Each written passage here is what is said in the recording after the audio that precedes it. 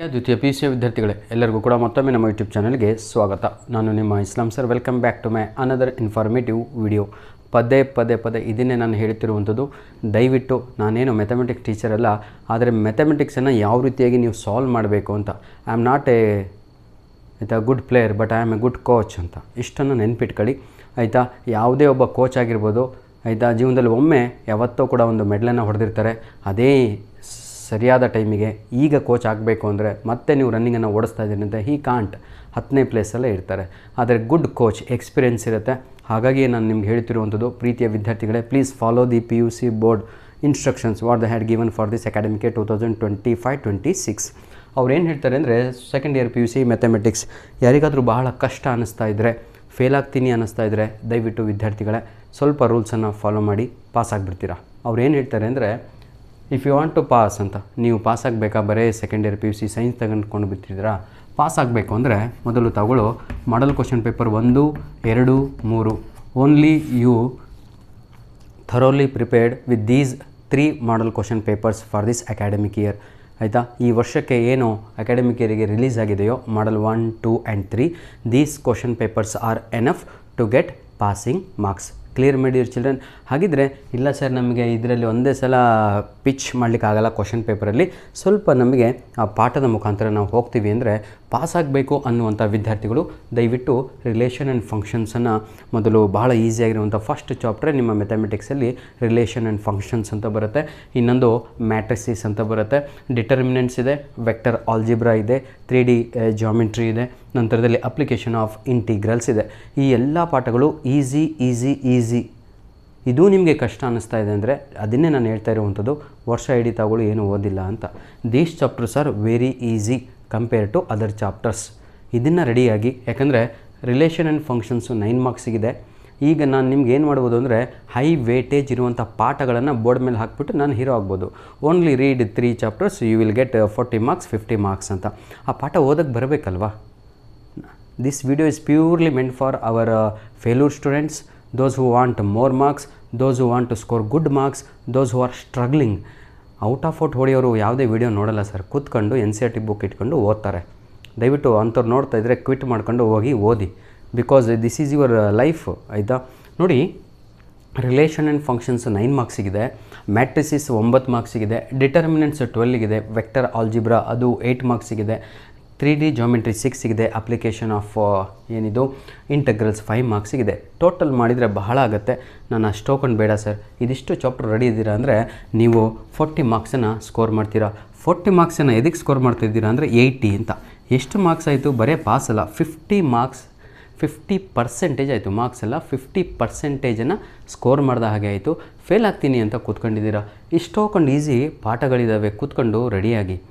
ಎಲ್ಲ ಪಾಠಗಳಿಂದನೂ ನಿಮಗೆ MCQs ಬರುತ್ತೆ, ಎಲ್ಲ ಪಾಠಗಳಿಂದನೂ 2 ಮಾರ್ಕ್ ಕ್ವಶನ್ಸ್ ಬರುತ್ತೆ. ಇದನ್ನೇ ಈಗ ಡೌಟ್ ಇರುವಂಥದ್ದು ಮಕ್ಕಳಿಗೆ. ಈಗ ಸರ್ ಎಲ್ಲ ಪಾಠಗಳಿಂದ ಅಂತ ಹೇಳಿಬಿಟ್ರಲ್ಲ ಅಂತ. ನಾನು ಎಲ್ಲ ಪಾಠಗಳಿಂದ ಅಂತ ಹೇಳಿದ್ದು ಕೆಲವೊಂದು ಈಸಿ ಚಾಪ್ಟರ್ ನೀವೇನು ಪಿಕ್ ಮಾಡ್ಕೊಂಡು ಓದ್ತಿರಲ್ವಾ, ಅದು ಬ್ಲೂ ಪ್ರಿಂಟ್ ಪ್ರಕಾರವೇ ನಿಮ್ಮ ಕ್ವಶನ್ ಪೇಪರು ಸೆಟ್ ಆಗುತ್ತೆ. ಇಷ್ಟು ತಲೆನಲ್ಲಿ ಇರಲಿ. As per the blue print ಆಯಿತಾ, for this academic year they will set your annual exam 1 question ಪೇಪರನ್ನು ಬ್ಲೂ ಪ್ರಿಂಟ್ ಪ್ರಕಾರವೇ ಸೆಟ್ ಆಗುತ್ತೆ. ಬ್ಲೂ ಪ್ರಿಂಟಲ್ಲಿ ಏನಾದರೂ ಆ ಒಂದು ಚಾಪ್ಟರ್ಗೆ 1 ಮಾರ್ಕ್ಸ್ ಇಲ್ಲ ಅಂದರೆ ಯಾವುದೇ ಕಾರಣಕ್ಕೂ ಫಿಲ್ ಇನ್ ದ ಬ್ಲ್ಯಾಂಕ್ಸಲ್ಲೂ ಬರೋಲ್ಲ, MCQಸಲ್ಲೂ ಬರೋಲ್ಲ. ಅದು 4 ಮಾರ್ಕ್ಸ್ ಇದ್ದರೆ 4 ಮಾರ್ಕ್ಸ್ ಕ್ವಶನ್ನೇ ಅಪಿಯರ್ ಆಗುತ್ತೆ. ಫಸ್ಟ್ ನೀವು ಮಾಡಬೇಕಾಗಿರೋ ಕೆಲಸ, ಅಟ್ಲೀಸ್ಟ್ ಯು ಸ್ಪೆಂಡ್ ಎಷ್ಟು, ಒಂದು ಅರ್ಧ ಗಂಟೆನ, half an hour you spend with this blue print. ಈ ಬ್ಲೂ ಪ್ರಿಂಟ್ ಜೊತೆ ಕರೆಕ್ಟಾಗಿ ಕೂತ್ಕೊಂಡು ನೀವು ಸ್ವಲ್ಪ ಅದ್ರ ಜೊತೆ ಮಾತಾಡಿ ಆಯಿತಾ. ಓಹ್, ನಾನು ಈ ಪಾಠ ಓದ್ತೀನಿ, ನನಗೆ ಇಷ್ಟು ಮಾರ್ಕ್ಸ್ ಬರುತ್ತೆ, ಓಹ್ ನನಗೆ ಈ ಚಾಪ್ಟರ್ ಬರುತ್ತೆ, ಈ ಚಾಪ್ಟ್ರಿಗೆ ಇಷ್ಟು ಮಾರ್ಕ್ಸ್ ಅಂತೆ ಅಂತ ಸ್ವಲ್ಪ ಬ್ಲೂ ಪ್ರಿಂಟ್ ಜೊತೆ ಮಾತಾಡಿ ಸರ್. ನೋಡಿ ನೀವು ಹೇಗಾಗತ್ತೆ ಅಂತ. ಸ್ವಲ್ಪ ನೀವು ಬರೆಯೋ ಟೈಮಲ್ಲಿ ನಿಮ್ಮ ಪೆನ್ನಿಗೆ ಹೇಳಿ, ತಮ್ಮ ಇವತ್ತು ಎಕ್ಸಾಮ್ ಬರಿತಾ ಇದ್ದೀನಿ, ಸ್ವಲ್ಪ ಚೆನ್ನಾಗಿ ಬರೆಯೋ ಅಂತ ಹೇಳಿ. ಅದು ನೋಡಿ, ಅದು ಕಮ್ಯುನಿಕೇಷನ್ನು ಆದಾಗ ನಿಮ್ಗೆ ಅನಿಸ್ಬೋದು ಹುಚ್ಚರು ಅಂತ. ಆಗಲ್ಲ. ಅದು ನೀವು ನಿಮ್ಮ ಜೊತೆ ಇರುವಂಥ ವಸ್ತುಗಳನ್ನು ಪ್ರೀತಿಯಿಂದ ಕಾಣಬೇಕು. ಪ್ರೀತಿಯಿಂದ ಕಂಡಾಗ, ಫಾರ್ ಎಕ್ಸಾಂಪಲ್ ಮ್ಯಾಥಮೆಟಿಕ್ಸನ್ನು ಎಲ್ಲರೂ ಕೂಡ ಹಾರ್ಡ್ ಅಂದ್ಕೊಂಬಿಟ್ಟಿದ್ದೀರಾ, ಅದನ್ನು ಪ್ರೀತಿಯಿಂದ ಕಾಣಿ. ಇವತ್ತಿಂದನೇ ಅದು ನಿಮಗೆ ಈಸಿ ಆಗ್ತಾ ಹೋಗುತ್ತೆ ಆಯಿತಾ. ಬನ್ನಿ ವಿದ್ಯಾರ್ಥಿಗಳೇ, ನೋಡಿ ಇದು ಮುಗೀತಲ್ವ, ಏನೂ ಡೌಟ್ ಇಲ್ಲ ಅಂದ್ಕೊಂಡಿದ್ದೀನಿ ಬ್ಲೂ ಪ್ರಿಂಟಲ್ಲಿ. ಹಾಗೂ ನಿಮಗೆ ಪಾಸಿಂಗ್ ಆಗಲಿಕ್ಕೆ ಈಸಿ ಚಾಪ್ಟರ್ಸು. ಈಗ ನಾನು ಯಾವತ್ತೂ ಕೂಡ ಬಹಳ ನಾನು ಟಾರ್ಗೆಟ್ ಮಾಡುವಂಥದ್ದು, ನೀವು ನೋಡಿರ್ಬೋದು ಇಂಗ್ಲೀಷ್ ನಾನು ವಿಡಿಯೋ ಮಾಡಿದಾಗ ಎಲ್ಲ ಈ ಫಸ್ಟ್ 4 ಮಾರ್ಕ್ ಕ್ವಶನ್ಸ್ ಫಿಕ್ಸ್ ಆಗಿರೋ, 3 ಮಾರ್ಕ್ಸ್ ಕ್ವಶನ್ಸ್ ಫಿಕ್ಸ್ ಆಗಿರೋ ಅಂತ ಪದೇ ಹೇಳ್ತಿದ್ದೆ ಗೊತ್ತಾ. ಬಂದೇ ಬಂದವು ಎಲ್ಲವೂ ಕೂಡ. ಕೆಮಿಸ್ಟ್ರಿ ಮಾಡಿದಾಗೂ ಹೇಳಿದೆ, ಎಕನಾಮಿಕ್ಸ್ ನೆನ್ನೆ ಮಾಡಿದಾಗ ನಾನು ಪದೇ ಪದೇ ಹುಡುಗರಿಗೆ ಹೇಳಿದೆ, ನೋಡ್ರೋ ಇದೇ ಬರೋದು ಪ್ರಾಜೆಕ್ಟ್ ಓರಿಯೆಂಟೆಡ್ ಕ್ವಶನ್ಸ್ ಅಂತ ಬಂತು, ಸೇಮ್ ಕ್ವಶನ್ನೇ. ಆದರೆ ಮಕ್ಕಳು ಕಲೀಲಿಲ್ಲ. ಎಲ್ಲ ಕಾನ್ಸಂಟ್ರೇಷನ್ ಎಲ್ಲಿದ್ದು ಗೊತ್ತಾ, ಎಲ್ಲರದು ಇದೇ ಪಾರ್ಟ್ ಎನಲ್ಲಿ ಇತ್ತು. ಇದು ತಪ್ಪು ಮಾಡುವಂಥ ನಮ್ಮ ಹುಡುಗರು ನೋಡಿ, part A sir 15 MCQs plus fill in the blanks 20 marks sir ಅಂತ.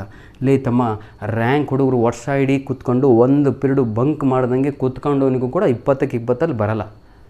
ನಿಜವಾಗಿಯೂ ಹೇಳ್ತಾ ಇದ್ದೀನಿ. ಕೂತ್ಕೊಳ್ಬೇಕಾ, ನಿಮ್ಮ ಫ್ರೆಂಡ್ ಇದ್ದ ಅಂದರೆ ಅವ್ನಿಗೆ ಕಾಲ್ ಮಾಡಿ ಯಾವುದೋ ಒಂದು ಹೊಸ ಪೇಪರ್ ತಗೊಂಡೋಗಿ ಕೊಟ್ಟರೆ, ಮಗ ಎಲ್ಲದೂ ಮಾಡ್ತಾಯಿದ್ದೀನಿ ಆದರೆ 2 MCQs ಡಿಫಿಕಲ್ಟ್ ಇದೆ ಕಣೋ, ಏನು ಕೇಳಿದಾನೆ ಕಣೋ, ಹಾರ್ಟ್ ಕ್ವಶನ್ ಮಾಡಿಬಿಟ್ಟಿದ್ದಾನೆ ಅಂತಾರೆ. ಯಾವಾಗ ವರ್ಷ ಇಡೀ ಓದಿದ್ರು ಕೂಡ.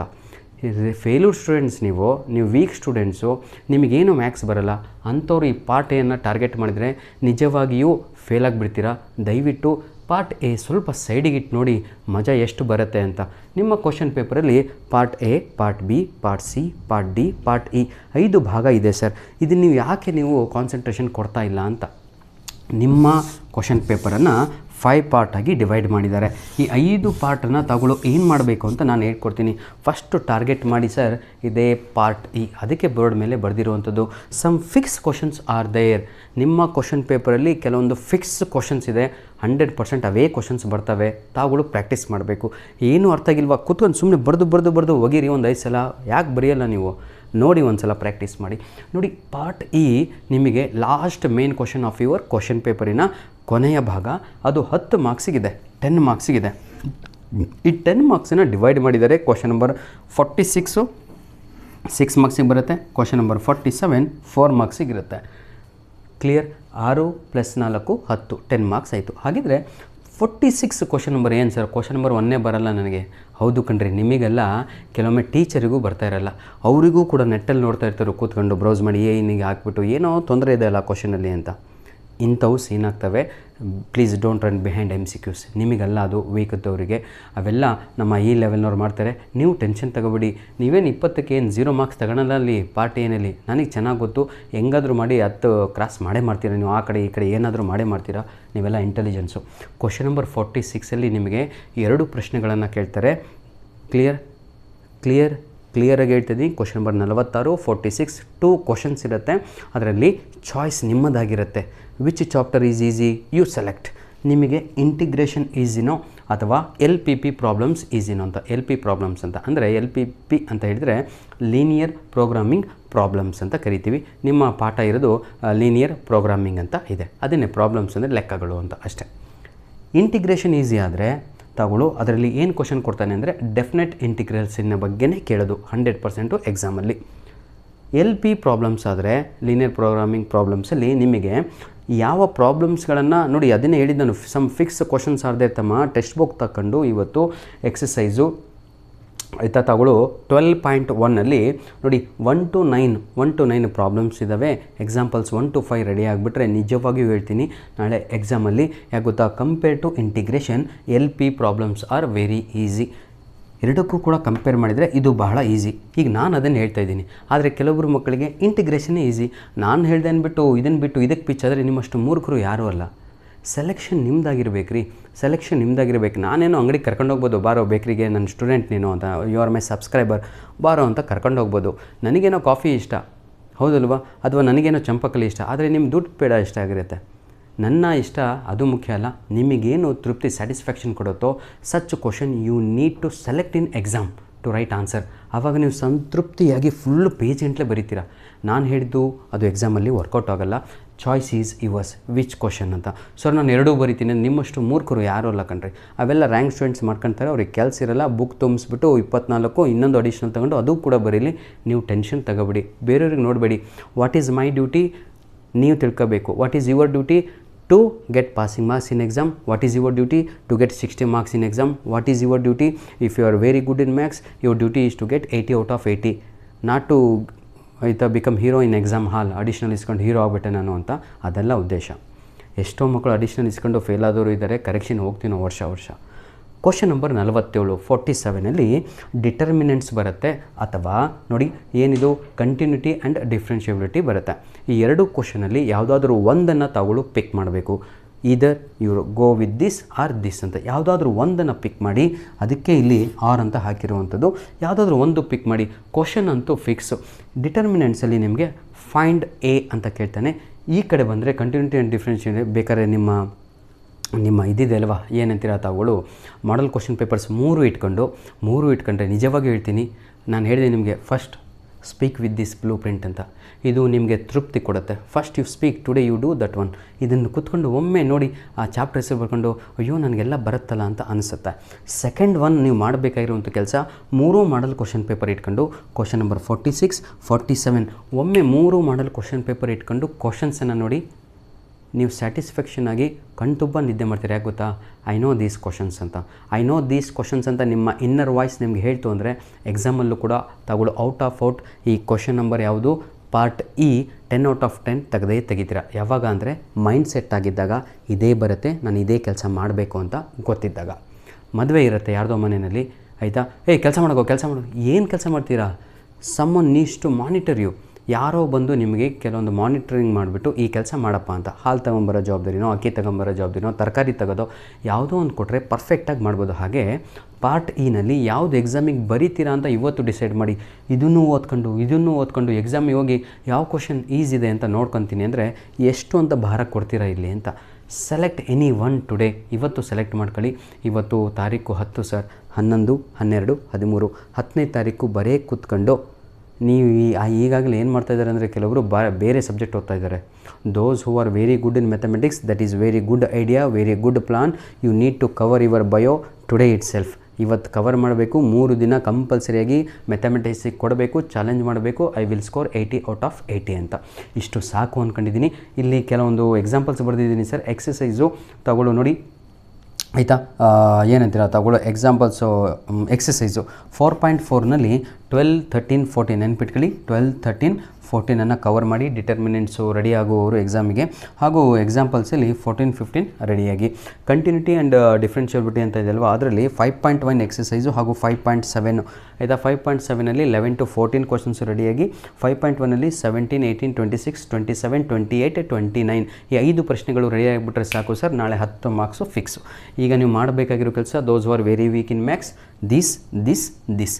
ನೆಕ್ಸ್ಟ್ ಇನ್ನೊಂದು ಪ್ಲಾನನ್ನು ಹೇಳ್ಕೊಡ್ತಾ ಇದ್ದೀನಿ. ಈಗ ಸಮಯ ಇಲ್ಲ ಕಣ್ರಿ, ಒಂದು ವಿಡಿಯೋ ಅಪ್ಲೋಡ್ ಮಾಡಿದರೆ ಯಾಕೆ ಗೊತ್ತಾ? ಸರ್ ಅಕೌಂಟೆನ್ಸಿ ಬೇಕು, ಸರ್ ಜೋಗ್ರಫಿ ಅಂತೀನಿ, ಸೋಷಿಯಾಲಜಿ ಬೇಕು, ಸರ್ ನನಗೆ ಏನಂತೀರ ತಗೊಳ್ಳೋ ಬಯೋ ಬೇಕು, ಸರ್ ನನಗೆ CS ಬೇಕು, ಸರ್ ನನಗೆ ಹಿಂದಿ ಬೇಕು. ಎಲ್ಲಿಂದ ಹಾಕಲಿ? ಒಂದೇ ವಿಡಿಯೋದಲ್ಲಿ ಎಲ್ಲ ಮುಗಿಸ್ಕೊಡ್ತಾ ಇದ್ದೀನಿ. ಸೊ ಪೇಷನ್ಸ್ ಇಟ್ಕೊಳ್ಳಿ. ನೋಡ್ರೋ, ನನಗೊಂದು 20 ನಿಮಿಷ ಕೊಟ್ಟರೆ ಸಾಕು, ಮೈಂಡ್ ಸೆಟ್ ಚೇಂಜ್ ಮಾಡ್ತೀನಿ. ಸುಮ್ಮನೆ ಕೂತ್ಕೊಂಡು ನೋಡಿ ಸರ್. ಇನ್ನೊಂದು ಮುಖ್ಯವಾದ ವಿಷಯ, ಮ್ಯಾಥಮೆಟಿಕ್ಸಿಗೆ ದಿನ ಹೀಗೆ ಕೂತ್ಕೊಂಡು ಫೇಸ್ ಟು ಫೇಸ್ ವಿಡಿಯೋ ನೋಡ್ತಾ ಇದ್ದರೆ ಎಕ್ಸಾಮಲ್ಲಿ ಮೈಂಡು ಬ್ಲ್ಯಾಂಕ್ ಆಗೋಗುತ್ತೆ. I request to every one those are watching this video, parents ಆಗಿರ್ಬೋದು, ಮಕ್ಕಳಾಗಿರ್ಬೋದು. ಇದು ಲ್ಯಾಂಗ್ವೇಜ್ ಸಬ್ಜೆಕ್ಟ್ ಅಲ್ಲ ರೀ. ಲ್ಯಾಂಗ್ವೇಜಲ್ಲಿ ಕತೆ ಕೇಳ್ದಂಗೆ, ರೇಡಿಯೋ ಕೇಳ್ದಂಗೆ, ದೂರದರ್ಶನ ವಾಣಿ ಕೇಳ್ದಂಗೆ ಕೇಳ್ಕೊಂಡು ನ್ಯೂಸು, ಆಮೇಲೆ ಇನ್ನೊಬ್ಬನಿಗೆ ಕತೆ ಹೇಳಲಿಕ್ಕೆ. Mathematics if you did not write and practice, ನಾಳೆ ಎಕ್ಸಾಮಲ್ಲಿ ಬ್ಲ್ಯಾಂಕೆ, ಏನೂ ಬರೋಲ್ಲ. ಖುಷಿ ಆಗ್ತೀರಾ ಎಕ್ಸಾಮ್ ನೋಡಿ, ಇಸ್ಲಾಂ ಸರ್ ಹೇಳಿದ ಕ್ವಶನ್ ಬಂತು ಅಷ್ಟೇ, ಆನ್ಸರ್ ಬರೀರು ಯಾರು? That's why I am saying you please write and practice. This is the only one solution. Sir ನಾನು ಬರೀ ಪಾಸ್ ಆಗಬೇಕು ಅಂದರೆ ಮಾಡಲ್ ಪೇಪರ್ 1, 2, 3 ಟೆನ್ಷನ್ ತಗೋಬೇಡ್ರಿ. ಈಗ ಸರ್ ನಾವು ಭಾಳ ವೀಕು ಸರ್, ನನಗೆ ಆನ್ಸರ್ ಗೊತ್ತಿಲ್ಲ, ಯಾರೂ ಫ್ರೆಂಡ್ಸ್ ಹೆಲ್ಪ್ ಮಾಡ್ತಾಯಿಲ್ಲ, ಟೆನ್ಷನ್ ತಗೋಬೇಡ್ರಿ. ನಾನೇ ನಿಮಗೆ ಈ 3 ಮಾಡಲ್ ಕ್ವಶನ್ ಪೇಪರಿನ ಕೀ ಆನ್ಸರ್ ಕೂಡ ಕೊಡ್ತೇನೆ. ಇದೇ ವಿಡಿಯೋದ ಡಿಸ್ಕ್ರಿಪ್ಷನ್ ಬಾಕ್ಸಿನ ಕೆಳಗಡೆ ಈ ಮಾಡಲ್ ಕ್ವಶನ್ ಪೇಪರ್ 1, 2, 3 ಏನು ಗೌರ್ಮೆಂಟಿಂದ ಇದಲ್ವ 2025-26 academic year question paper with ಏನಂತೀರ ಕೀ ಆನ್ಸರ್ ಕೂಡ ಕೊಡ್ತೀನಿ, ಬ್ಲೂ ಪ್ರಿಂಟ್ ಕೂಡ ಕೊಟ್ಟಿರ್ತೀನಿ, ಡೌನ್ಲೋಡ್ ಮಾಡ್ಕೊಳ್ಳಿ. ಫಸ್ಟ್ ಕ್ಲಾಸ್ ಬರಬೇಕು ಅಂದರೆ ಜೊತೆಗೆ ಪ್ರಿಪೇಟ್ರಿ 1 ಹಾಗೂ ಪ್ರಿಪೇಟ್ರಿ 2 ಕ್ವಶನ್ ಪೇಪರು ಕೂಡ ರೆಡಿಯಾಗಿ. ಕ್ಲಿಯರ್? ಒಂದು ಕ್ವಶನ್ ಬಿಡಬಾರ್ದು ಸರ್. ಇಲ್ಲಿ ಎಕ್ಸ್ಟ್ರಾ ಕ್ವಶನ್ಸ್ ಆರ್ ಆ್ಯಡೆಡ್, ಅದು ಕೂಡ ರೆಡಿಯಾಗಿ. ಸರ್ ನನಗೆ ಮ್ಯಾಥಮೆಟಿಕ್ಸಲ್ಲಿ ಏನಾದರೂ ಮಾಡಿ 75+ ಬೇಕು ಅನ್ನೋರು ಇದಿಷ್ಟು ಓದ್ಕೊಂಡು ಪ್ರಿಪೇರ್ ಆಗಿ, ಜೊತೆಗೆ ಅಡಿಷ್ನಲಾಗಿ 3 ಕ್ವಶನ್ ಪೇಪರನ್ನು ಕೊಡ್ತೇನೆ, ವಿತ್ ಕೀ ಆನ್ಸರ್ ಕೊಡ್ತೇನೆ. ಅದನ್ನು ರೆಡಿ ಆದರೆ ನೀವು 100% ನೋಡಿ ವಿದ್ಯಾರ್ಥಿಗಳೇ, 100% ತಗೊಳ್ಳೋ 80 ಔಟ್ ಆಫ್ 80ಗೆ ಹತ್ತಿರ ಇರ್ತೀರ. ಯಾಕೆ ಹೇಳ್ತಾ ಇದ್ದೀನಿ ಅಂದರೆ MCQಸಲ್ಲಿ ಹೋಗ್ತೀರಾ. Those are very weak in mathematics, you can't. ಆಯಿತಾ? ಧನ್ಯವಾದಗಳು. ಇಂಪಾಸಿಬಲ್ ಅಂತ ವರ್ಡೇ ಇಲ್ಲ ರೀ ಡಿಕ್ಷನರಿನಲ್ಲಿ. ನಾನು ಹಾಗೆ ಅಂದ್ಕೊಂಡಿದ್ದೆ ಸುಳ್ಳು ಹೇಳ್ತಾವ್ರೆ ಅಂತ ಹುಡುಕಿದಾಗ ನನಗೆ ಗೊತ್ತಾಯಿತು ನಿಜವಾಗಿಯೂ ಇಂಪಾಸಿಬಲ್ ಅಂತ ವರ್ಡೇ ಇಲ್ಲ ಅಂದಮೇಲೆ ಡಿಕ್ಷನರಿನಲ್ಲಿ ನನ್ನ ಕೈಲಿ ಆಗಲ್ಲ ಅಂತ ಯಾಕೆ ಅನ್ಕೊಂತೀರಾ ಅಂತ ನೀವು. ಆ ದೇವರು ದೊಡ್ಡವನು, ಎಂತೆಂಥವ್ರಿಗೂ ಸಾಕ್ತಾ ಇದ್ದಾನೆ, ಎಂತೆಂಥವ್ರಿಗೂ ಕಾಡಿನಲ್ಲಿ ದೊಡ್ಡ ಪ್ರಾಣಿಗಳನ್ನು ಸಾಕ್ತಾ ಇದ್ದಾನೆ. ಬುದ್ಧಿ ಕೊಟ್ಟಿದ್ದಾನೆ. ಪ್ರಪಂಚದಲ್ಲಿ ಬುದ್ಧಿವಂತ ಜೀವಿ ಯಾವುದು ಅಂದರೆ ಪ್ರಾಣಿಗಳು, ಮನುಷ್ಯನಲ್ಲ. ಎನಿಹೌ, ಧನ್ಯವಾದಗಳು, ಆಲ್ ದ ಬೆಸ್ಟ್. ಆಯಿತಾ, ಗಾಡ್ ಬ್ಲೆಸ್ ಯು ಆಲ್. ತಿಮಿಂಗ್ಲ ಅಂತ ಹೌದಲ್ವಾ, ಮನುಷ್ಯನೇ ಪ್ರಾಣಿಗಳಲ್ಲಿ. ಧನ್ಯವಾದಗಳು ವಿದ್ಯಾರ್ಥಿಗಳೇ.